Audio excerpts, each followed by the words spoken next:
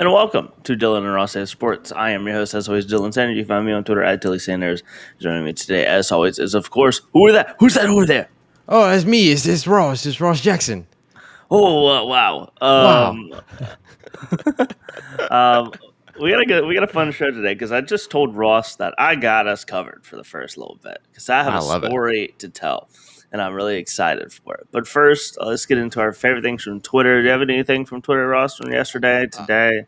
Accountability, my friend. Yep. That's fair. That's fair. That's all I'll say for this week's or this today's episode of what's our favorite thing on Twitter? Accountability. That's my favorite thing on Twitter today. All right, Ross. Well, Kobe's birthday was this week. Was the other day. So of course all the Kobe stories came out. Mm-hmm. And I have two good ones to share. Okay, great. First one from DeMar DeRozan on his podcast with Matt Barnes. Love it.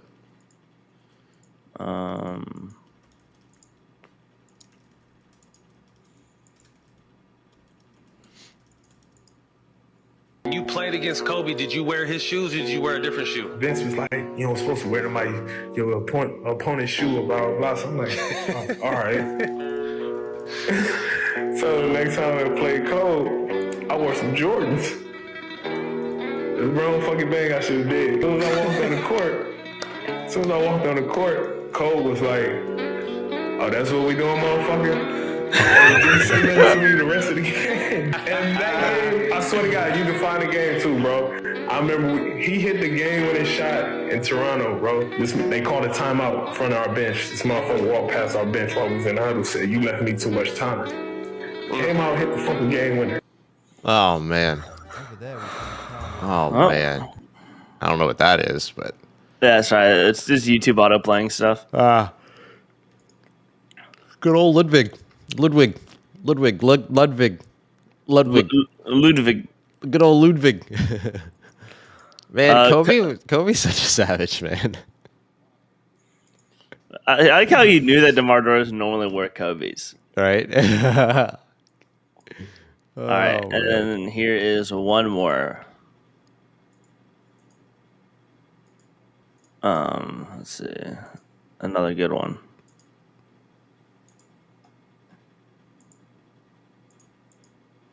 I was like, I'm going to get there at 3 o'clock, and I want to make sure I make 400 made shots. And as I'm walking onto the court, who do I see? I see Kobe Bryant, already working out. So I worked out for a good hour and a half. And when I came off, after I was done, I sat down, and of course, I still heard the ball bouncing. I look down, I'm like, this guy's still working out.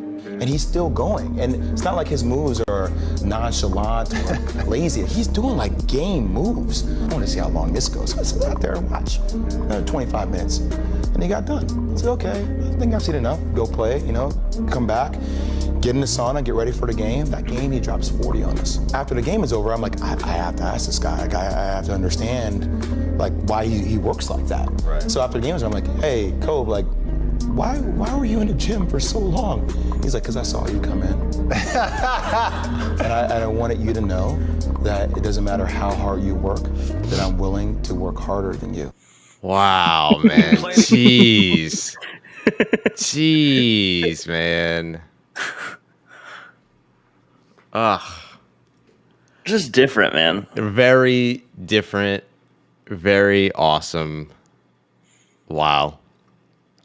He said, I saw you come in, and I want you to know that no matter how hard you work, I'm willing to work harder than you. That's some stuff out of a movie. That's pretty incredible, man. Yeah. Jeez. So those are the two Kobe stories I wanted to share today. Absolutely. I thought they were some good ones. Absolutely love it. Absolutely love it. All right, Ross. Well, I want to share this story. Let's get into it. I'm so excited. It's from an article written about this place called Marine World. It'll take a second to get into what it has to do with sports, but it's okay. Just bear with me. Okay. Can I ask real quick, is it the same? No, that's Marine Life. That's in Biloxi. Yeah, no, this is about okay. This is about someone in San Francisco. Okay. It's about Marine World in San Francisco, part of Six Flags now, I believe. Mm-hmm. All right, but let me find where it starts. There are a bunch of stories about this place, but there's one in particular that I thought is just insane. And once you think it gets weird, it gets weirder. So I'm just gonna read it, Ross. Let's read it. It's from the San Francisco Gate, and it's about this place called Marine World. And this is sports related. At some point. Okay. All right. I'm very excited to see where this takes its turn. A dolphin named Dr. Spock was watching when a diver entered his tank trying to make repairs on a late February day in 1978. The diver was careful not to leave any tools within the reach of the curious dolphin, but while unscrewing a large bolt, it slipped from his grasp. Quick as lightning, Dr. Spock dove down and, to the horror of everyone watching, swallowed the bolt in one sharp gulp. Not good. Not great. Not great. The staff of Marine World went into action. They pried open Dr. Spock's mouth to make sure the bolt wasn't just hiding below his girthy tongue, and x-rays were ordered up. Alas, those confirmed the metal bolt was indeed deep in his innards. Veterinarians and doctors for humans were rushed to the theme park to inspect the beloved mammal. Surgery would be too risky, vets said. The best thing would be if someone could stick their arm down Dr. Spock's neck and fish out the bolt with their fingers. If you've not looked at the physiology of a 12-foot bottlenose dolphin lately, perhaps a photo will remind you this is not a task for normal human-sized arms, Ross. Despairing, the Marine World staff contemplated what to do next. It was then that park CEO Mike Demetrius had an idea. Why not ask the tallest humans he knew, the Golden State Warriors? Oh, my goodness. An urgent call was made to the team's 6'9" center, Clifford Ray. Ray was supposed to be boarding a plane for a Warrior trip, but since he was injured, he wasn't expected to play. He boasted an incredible reach of nearly 4 feet, and he said he was ready to help. He was ready and willing to help the ailing dolphin. When Ray arrived at Marine World, his fingernails were trimmed and his right arm was thoroughly lubricated. A vet from UC Davis was put on speakerphone to talk Ray through the procedure. He had 3 minutes. Any longer, and Dr. Spock's breathing would become dangerously inhibited. Also, can we talk about how the fact that this Golden State Warriors player drove out here, was about to leave, decided not to, and they had to talk to a vet through the phone? A vet couldn't come down?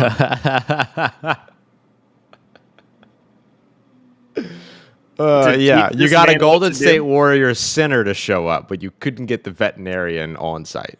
Yeah. To explain, you have to talk over the phone. This incredibly sensitive thing. Ray felt around the soft folds of the dolphin's stomach, gently probing for hard metal. With 2 minutes and 30 seconds left, there's 30 seconds left. Clifford yelled, "I've got it." His arm came out of Dr. Spock's mouth at the 2 minutes and 55 seconds mark. So with 5 seconds to spare. Wow. Dr. Spock took a few laps around the tank, satisfying his handlers that he was feeling spry once again. Dr. Spock swam back to Ray, met his proffered hand with a flippered high five. Unlike a zoo where animals are simply animals, Marine World has human and animals romping together. Incredible story. Is that where you thought it was going? That is not where I thought that was going at all. I thought maybe it was going to be something. I'll tell you exactly what I thought was going to happen. I thought it was going to be something having to do with like, they like train seals and they train these animals and sometimes they could like hit balls in the air or something like that. Mm-hmm. I thought maybe there was something about like free throws, effectively. Like a free throw competition between an NBA player and one of these dolphins. Yeah. But nope. Did not expect reach into an animal's stomach and pull out a bolt. Incredible. With 5 seconds to spare. With 5 seconds to spare. A game-winning shot, if you might. If you will, yeah, absolutely. If you will. Jeez, that's wild. There's another one not having to do with sports, but this place was crazy, Ross. Let's see.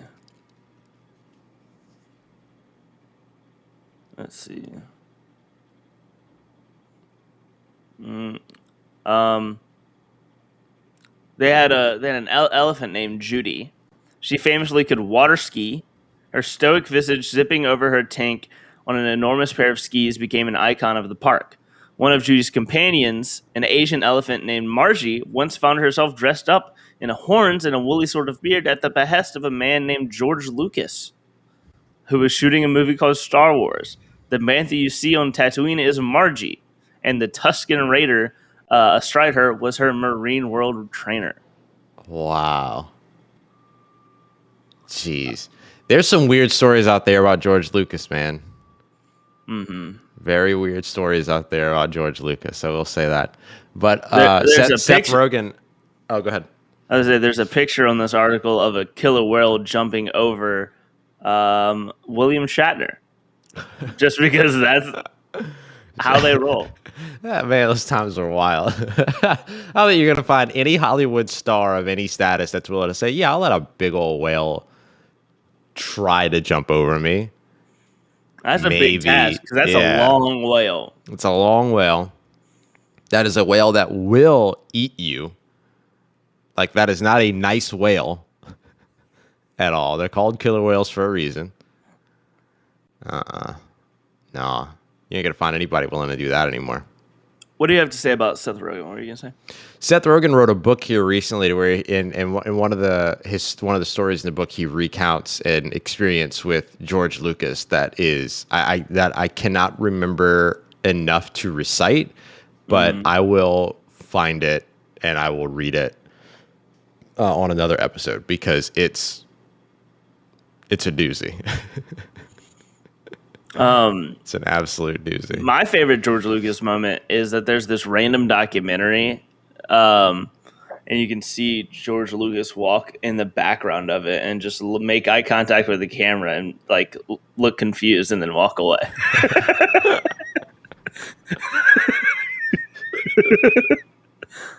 It's like he's never seen one of those before. Yeah. Man. It's outstanding. I love it.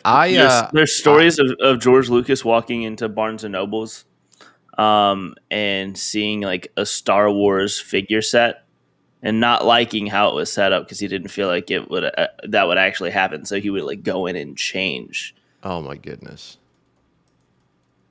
What was going? No need for all that, George. No need for all that, George. George Lucas, interesting human. I think, to say the least. Yeah. So basically, the long and short of this story when it comes to Seth Rogen and George Lucas is that so Seth Rogen had ended up going to meet with Spielberg, and along with Evan Goldberg. And they met with Steven Spielberg at George Lucas's house because George Lucas and Steven Spielberg are good friends. Spielberg had to take a phone call, effectively. And these are some of the words that that Seth Rogen said. Very quickly, the conversation turns to, "How's it going?" Lucas said, "Not great. Hearing that the end of we're nearing the end of 2012 and the world is going to end." And as Rogen recalled, it did not appear he was joking. So Rogen and Goldberg are kind of like weirded out. Remember, this is like the end of 2012, which was like the end of the Mayan calendar thing, where the world was supposed to end on like December 21st of 2021 or whatever. Rogen also said that Lucas believed a giant earthquake would destroy anything in California's San Andreas Fault, and the fault line had been the location for like all these different earthquakes and things like that. And Skywalker Ranch is on the other side of the fault line, like it was specifically built on the other side of the fault line. So as Seth Rogen said, that's not a coincidence. And then we made a joke like, well, if you've got a spaceship to escape Earth, can we get a seat on that thing? And Lucas said, no. In a way that makes me think he wasn't joking, because if we were joking, he would just say yes. But no, he said no. And to this day, I am both confounded and plagued by that story. Was this the impetus of their movie? This is the end. It might have been, actually. That's a really good point, because this happened in 2012, and the movie came out in like middle to end of 2013. That's outstanding. Yeah, could be. But I just think that's such a great story because, of course, George Lucas would believe that the world was ending at the end of 2021. Like, that makes perfect sense. Here's and they use something they call pyroprocessing.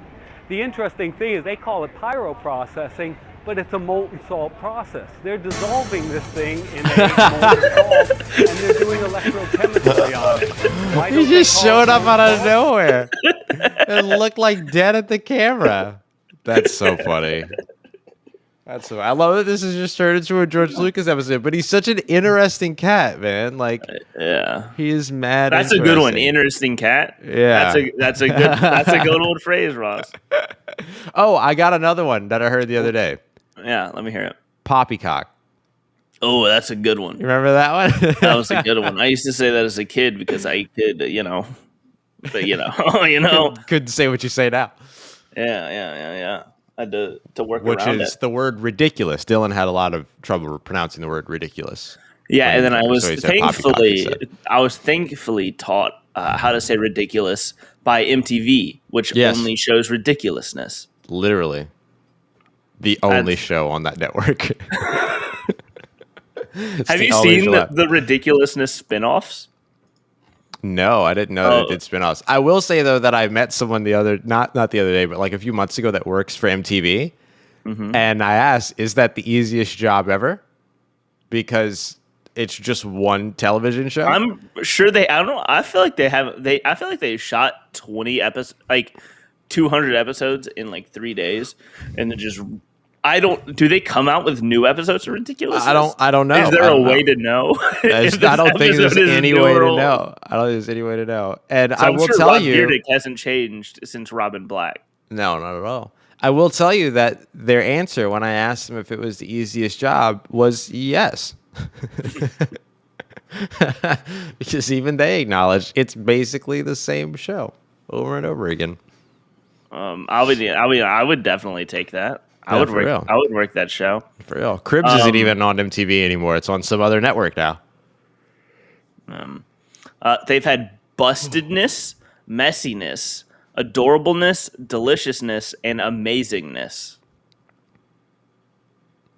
All variations of clip shows based. Yeah, just like clip reaction shows, right? That's all it is. Yeah. Wow. Remember when Taj.0 was a thing? That was atrocious. Daniel Tosh. You remember when Daniel Tosh was a thing? That too was atrocious. Oh man, there was a good little bit of my childhood where I loved Daniel Tosh.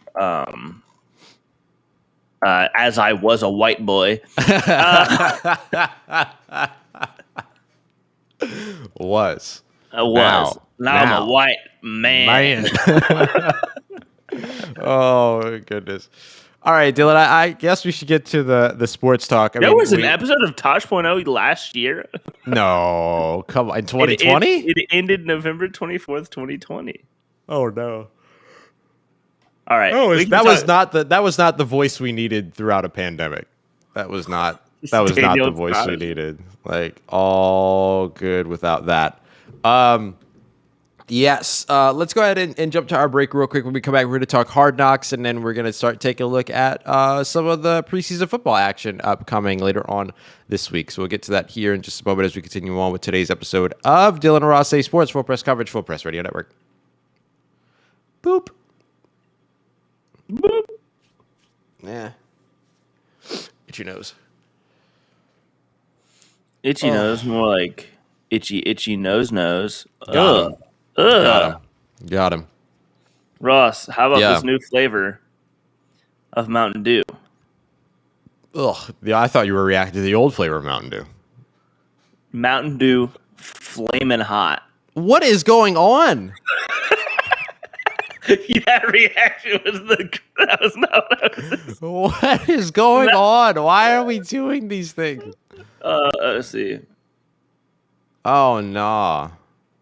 No. Listen, I love spicy. All right. There was a few weeks of my life where I loved Mountain Dew. Few weeks. Oh, this just looks atrocious. What is the drink itself actually looks like? Is it just like bright nuclear orange? We don't know yet. It comes out later this month. Don't. Well, later this month. It's the 25th. Oh, goodness gracious. You're going to have to live taste test this on the show if you're willing to do it. I will tell you right now, I am not. I'm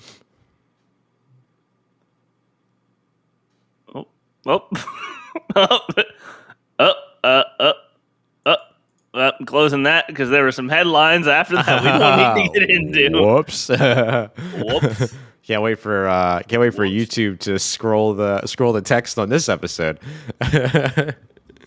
They'd be like, "Oh, I know where to deliver this episode now." We're gonna get some real weird.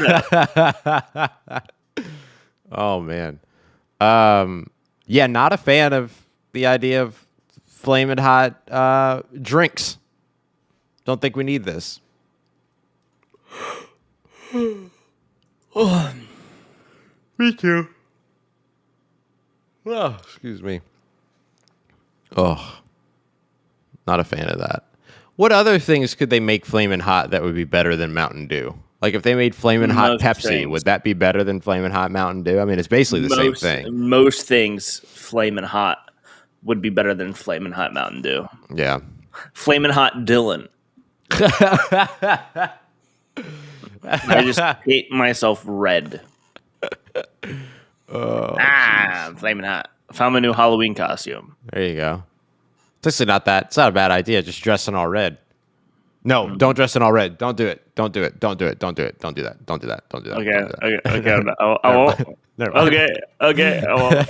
Never mind. Don't do that. Oh man. Just as a word of advice, just don't paint yourself all in one color. Don't do it. All right, here we go. I'm gonna go with Shadow for Halloween. That's gonna be perfect for anybody coming back on the audio side. That was great. All right, everybody, we are back. Dylan and Ross, Sports Full Press coverage, Full Press Radio Network. Dylan, Hard Knocks had a new episode come out yesterday. How'd you like it? What were your favorite parts? What would you think? I was actually not able to watch it. My HBO messed up last night. I couldn't watch it, but can I talk about the 1 3-minute segment I saw? Absolutely. Can we really quickly, though, first, just because I want to acknowledge, HBO Max is simultaneously the best and worst service because the content is fantastic, but every HBO Max app is trash. Russ, can I talk about one thing real quick that I saw that has burned me talking about what we had to what we talked about during our break. There's a birthday cake flavored Mountain Dew. There's a birthday cake flavored Mountain Dew? Yeah. Whose birthday were they trying to destroy? George Lucas's, actually. Probably. Dylan. Is this something I can buy? I will buy Cake Smash. And the Flamin' Hot Dorito, a Flamin' Hot version of Mountain Dew, and we'll have some fun. Do it. Dylan has vaguely agreed to do a live taste test of Flamin' Hot Mountain Dew on the show and has now added Cake Smash? Yeah, if I can find it. What a stupid drink name. All right. Let's talk about HBO Max. Yes. That's all. HBO Max, simultaneously best and worst because content great, app bad. That's all. All right. 3 minutes of Hard Knocks. What'd you see? What'd you like? I only saw the one big drone shot through the Cowboys campus, and it was pretty awesome. So good. That was so cool. But you know what the thing is, Ross? They're going to ruin it and do it every season now. But maybe they won't, though, because here's the thing. That Dallas Cowboys facility is unlike anything else around the NFL. They ain't got boutique stores, streets at their training facility. Like, no. Like, they ain't got all that. Like, most teams have indoor facility, outdoor fields. That's it. Mm-hmm. Two things. Yeah. They don't have a 12,000 seat arena that high school football teams play in where they can also practice inside and have 12,000 fans at training camp. You know what I mean? Mm-hmm. It's incredible. It does make me wonder, like, why they even practice in Oxnard, California. Like, they often start camp in Oxnard, and then they move back to Frisco. Yeah. And I always wonder why that's the case, because I wouldn't want to leave that facility. Like, there's a 5-star like hotel on that campus. Like, it's insane. It's incredible. It's like a movie lot is what it is. It's like a studio lot. Where there's like cafeteria, there's restaurants, there's these, sleeping quarters, there's all this stuff. And yoga. Yeah. And then, right out on the other side is the actual stadium where they play. Or no, not really the actual stadium where they play, but like this big old stadium that looks like the stadium that they could play in, but they just practice in. You know what I mean? It's pretty insane. It's pretty incredible. I think that was my favorite part of it. Single shot drone shots or something, or one like those kind of like one take drone shots, or those things to me have to be nerve wracking for the drone operator. I don't care how good you are operating a drone. Like them flying through the Huddle statue was wild. Them flying through, I think it was the windows of a truck for no reason other than they could. Like, you mess that up. Like, you get those two parts right, and then you mess up turning a corner later, you got to do it again. Do it again. Start over. Redo that thing. Like, that's terrible. Go ahead. I was going to say, you feel free to talk about anything else that happened in Hard Knocks. I will not be upset if you spoil anything. Yeah. How are you feeling? Like, what's your temperature on this season so far as compared to last? I don't like the Cowboys, so I don't care. So this was already kind of set up to not be successful for you. Yeah, which is fair. I don't like the Cowboys. Which is fair. So, well, we finally. I don't like Jerry Jones and his old salt and his McMuffins. That sounded like something ruder than it actually is, but it's literally just what he does. He just salt and McMuffins. Jerry Jones is a salted McMuffin. So it was. Got him. Got it there. No, I mean, I like Dak. I like Zeke. It's been good. It's just I don't care for some of the players that they focus in on, such as Michael Parsons or anything like that. So it's whatever. I will say they get a little bit more into oh gosh, what's the guy's the international player for the team, the guy that played in Mexico and is now with the team. They got a little bit more into his story. You meet his family, stuff like that. Learn a little bit more about his backstory. Getting cut. So he's going to be the one, you know what I mean? But, I mean, it makes sense that they would focus in on him, right? Because he's one of 14 in the NFL as a part of that international program and everything. And so him, and then you get to know this young running back for the team as well. Hold on, I'm going to find his name. He's a rookie running back that was drafted by the team this year. And his name is number 37, Jaquan Hardy from Tiffin. Tiffin. Yeah. And he's probably going to get cut because he's another one that they focused in on and all. I don't even have any problem with the guy. I just think, whoever they focus in on is getting cut. Like that's going to be the part. That's going to be the way that all this works. And but there's a great moment for him because he's like do you have that thing where you don't like to see people touch their eyes? Mm-hmm. Or anything like that? Or are you okay? I'm okay with people touching their eyes. I don't care. It doesn't bother me at all. Do you have an issue with it, or are you okay with it? I'm okay with it. Yeah, those of us that lack souls generally have no problem with it. And so what they're showing is him putting a contact lens in. Oh, that's weird. Okay. Those of us with no souls have no problem with it. Those of you that are good people in this world, I thought you just meant like rubbing the eyes and stuff like that. No. I mean, he's like pulling this down. It's shot from profile. He's like putting the contact in, all this other stuff. You're watching the contact fall out, and then he's putting it back in and everything. Like it's a whole journey. It's a whole journey. I'm good on that one, Chief. So the reason why is because in the second preseason game against the Cardinals, if I remember correctly, he was out on the field. He got tackled. He looked down at his visor when he got up, and his contact lens had fallen out of his eye, and he got stuck to the visor on the front of his helmet. But instead of him coming off the field because he's a rookie trying to make the roster, he was like, I'm not giving up these reps. I'm staying out on the field. He ended up dropping a pass that was thrown to him because he said he couldn't find the ball. And then I think he had another like run or something like that, and it wasn't great. So he comes out. Yeah, right. So he comes out, and then they show him in the meeting, like the running back meeting room, and the running backs coach is like, if you ever lose your contact, come out, get a new one, and we'll get you back in. You know what I mean? Like, don't put yourself and somebody around you at risk, because what if we give you a protection and you're out there pass blocking for the quarterback, and then somebody gets a free run because, you didn't see him. And everything. So basically just kind of like, wisely up to the situation. But then they show him on the sideline, right?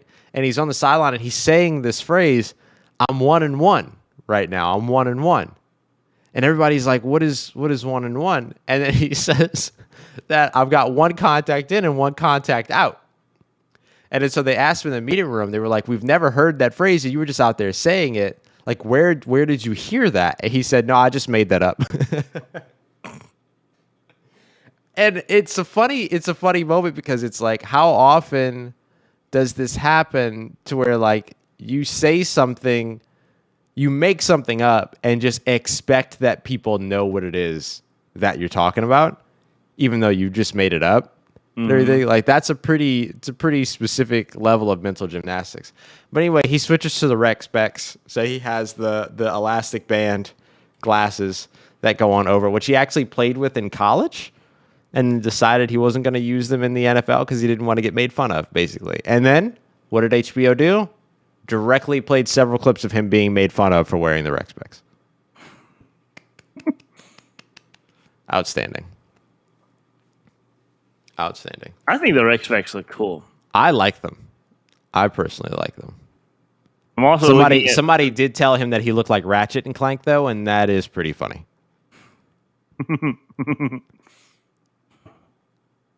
So, but he's a pretty interesting personality. There's no Dante Dion this year, though. There's not anybody that I'm like immediately like falling in love with watching or anything. Very, very briefly touched on Azor Kamara, but not very much. DeMarcus Lawrence is a great sideline leader. He is a lot of fun to watch and like talk up some of these young guys and everything. I don't know why he wears a diamond-studded chain when he's off the field, but hey, do what you want. I heard Trevon Diggs' son is cute. Trevon Diggs' son is ridiculously adorable. It's great. He's great. He's great. That's a great storyline too, and that's one you don't have to worry about getting cut because Aiden's not on the team. They still will bring him into the room and be like, "Cut." Think Jerry Jones has just cut him. His name's Aiden Diggs.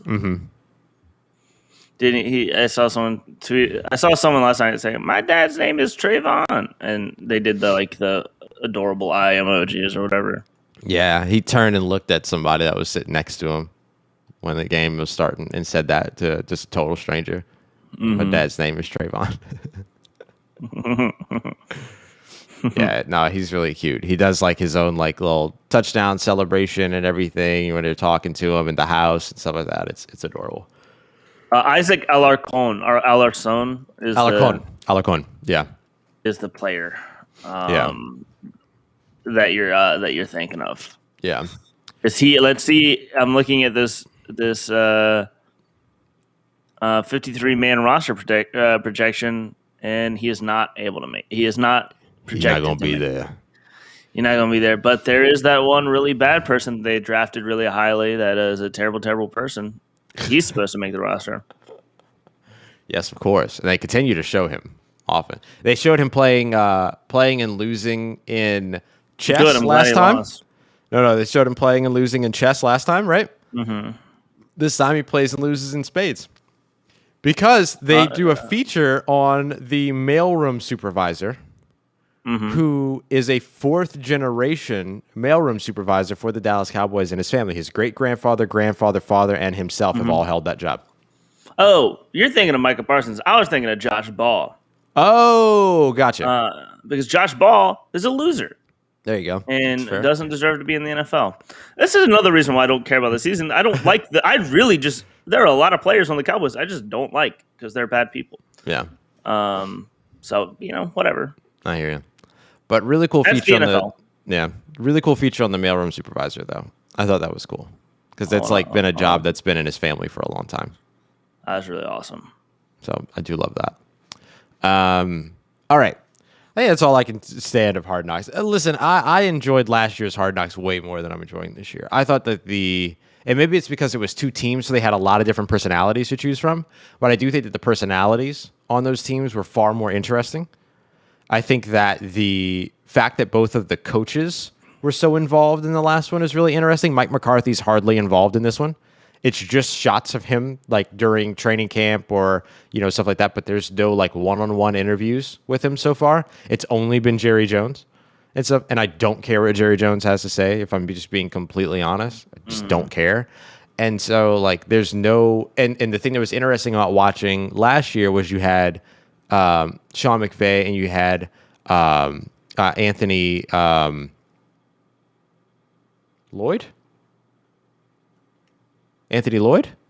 Anthony Lynn. Lynn, thank you, Jesus. And Anthony Lynn, like you had two of these coaches that were like young coaches in the NFL that were looking at the NFL through a different lens than some of the owners. And Jerry Jones just looks, he's flying around in his helicopter. And it's like there are parts of this that are very much like it's MTV Cribs Jerry Jones edition. Mm-hmm. You know what I mean? Like that's what a lot of this feels like. So it's okay. It's wildly all right. Shockingly adequate and aggressively mediocre is so far the way that I would express my feelings on this year's Hard Knocks thus far. But I'll still watch it. Well, yeah, obviously. Yeah. So it's I live for this kind of content. Mm-hmm. Although I didn't finish the Cowboys All or Nothing because boring. I couldn't imagine watching them in All or Nothing. Like that does not sound. All or Nothing really peaked in the first season. I'm gonna be real. Yeah, the Cardinals. That Cardinals season that was really good. That was really good. It was hard to follow that up. The Notre Dame season was really good actually too. Oh, I didn't see that one. I forgot that they did a college football. I don't think it was All or Nothing. It was on Stars, I want to say. Oh, okay. There is a Notre Dame season. Focuses a lot on Jerry Tillery, and that's why I really liked Jerry Tillery.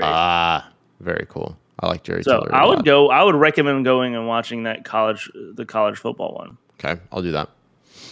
I like Jerry Tillery a lot. All right. Lastly, as we wrap up today's episode, I'd really just want to talk about one story in the NFL that we haven't gotten a chance to talk about. Did you see the news around the Las Vegas Raiders calling up the Chicago Bears this offseason? Yes, and it's hilarious. So good. Basically, the Las Vegas Raiders calling up the Chicago Bears, asking for givesies, backsies for the one and only Khalil Mack, who, of course, they traded away. And then promptly, I think it was like, a month or so after trading Khalil Mack, that John Gruden made the comment, hey, edge rushers don't just grow on trees. And everyone was like, yeah, that's why we were shocked when you traded the best one in the league to Chicago. So they called up the Chicago Bears, who were in salary cap trouble this offseason, leading them to move on from guys like Kyle Fuller, for instance, and restructuring some contracts. Mm-hmm. And they basically said, hey, we can help you out if you're willing to send Khalil Mack back to Las Vegas. Or, excuse me, that was the Oakland Raiders that traded him. If you were willing to send him to the Las Vegas Raiders, we could help you out with some of that salary cap. And, of course, they were very quickly told no, like with the swiftness. They were told, nah, we're cool. We like the guy we've got over here. But what a wild story for them to just be like, let's go see if we can get him back. And it got me to thinking, what other NFL teams would be willing to call up an old trade partner and say, hey, just kidding, we'd like that player back?